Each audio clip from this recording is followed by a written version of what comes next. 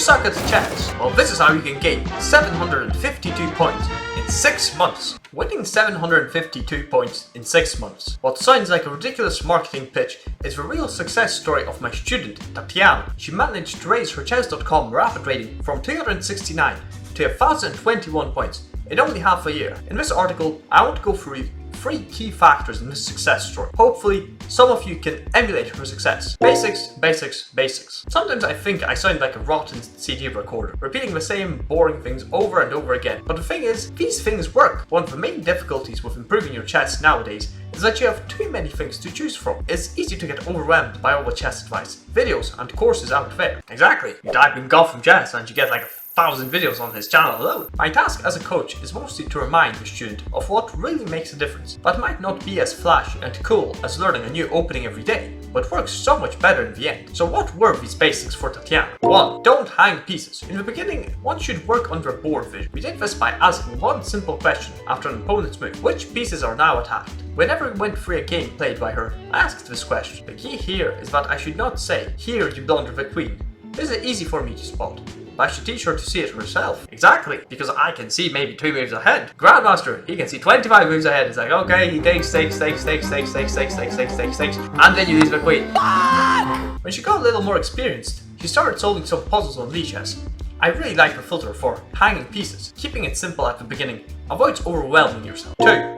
Opening principles. Many beginners want to immediately learn a ton of opening theory. What is much more important is to learn the opening principles, because principles are generalizable. If you know you have to move the minor pieces out, castle, control the center a bit, you can play lots of positions. If you just learn the queen's gambit and then your opponent plays g3, then you're done for. Especially in games of players below rating 1000.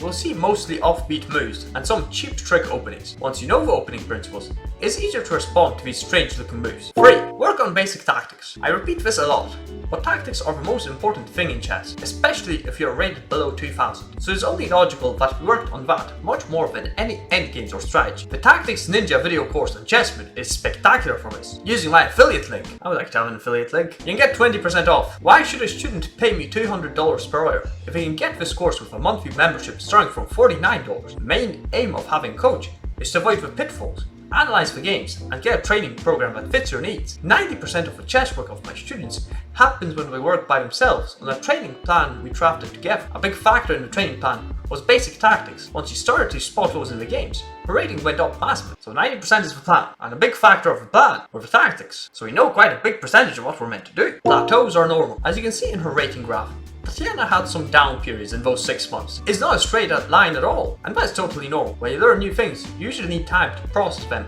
put them into practice. We know this from other sports. A skier? What the hell is a ski driver? Ski driver. Yeah, I think he means a skier. A ski driver works on their body and technique before the season starts.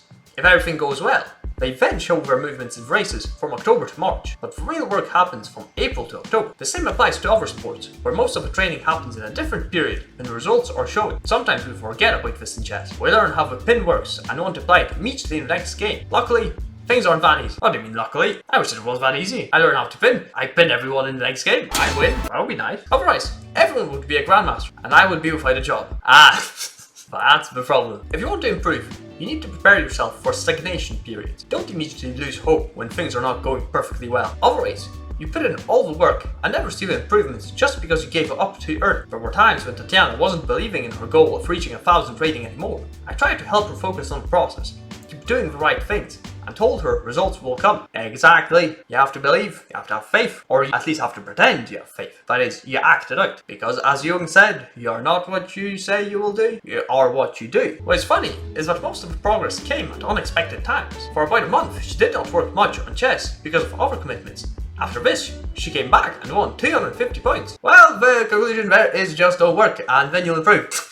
During her time off, she internalized some of the new things and the pressure went away, playing just for fun. She rarely hung pieces, used some of the tactical themes, and won a lot of games, and points. Results usually come when you expect them the least. If you keep doing the right things consistently, you will reap the benefits of your work. Do not get discouraged just because you stagnate for 1 to 2 months. Exactly, what's 1 to 2 months? We have years. Play for fun and improvement, not rating. The third factor ties in nicely with acceptance of plateaus. It's tempting to play for rating, once you are close to reaching a certain milestone, but that's usually when disaster strikes. I'm so close to my new high, just one more game, and when I stop, it's something I and many of my students know all too well. As I highlighted in my article on Tilt, it's usually the start of a 10-game marathon without good focus and with horrible results. As I've read in some other article, don't worry about the rating, worry about the improvement. Your rating won't let you run away, it'll catch up if you've improved. Not ideal. The opposite can actually also happen. Once you reach a new high point, you fear playing games because you could mess up your precious rating. Both problems stem from an exaggerated focus on short-term results. Once you zoom out a little, you start to realize that rating today is pretty insignificant. What matters is how much you learn. Not convinced yet? Think back to the 18th of April 2022. What kind of day is that?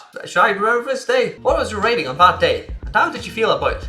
No clue. Ah! He tricked me. See, once you progress on your chess journey, rating on certain days does not matter at all. It's easy to understand this in hindsight. The challenge is to do it in real time. For Tatjana, this worked sometimes better and sometimes worse.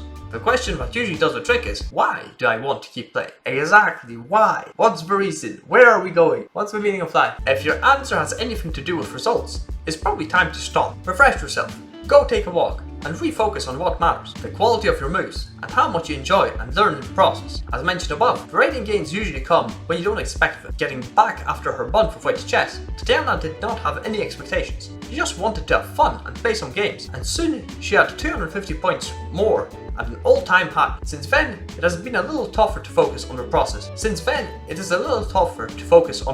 Once more, and stagnation has set in, but I'm sure with the right mindset and work ethic, Tatjana will once more crash through a plateau and keep improving her chess. I must have to gain 752 points in 6 months.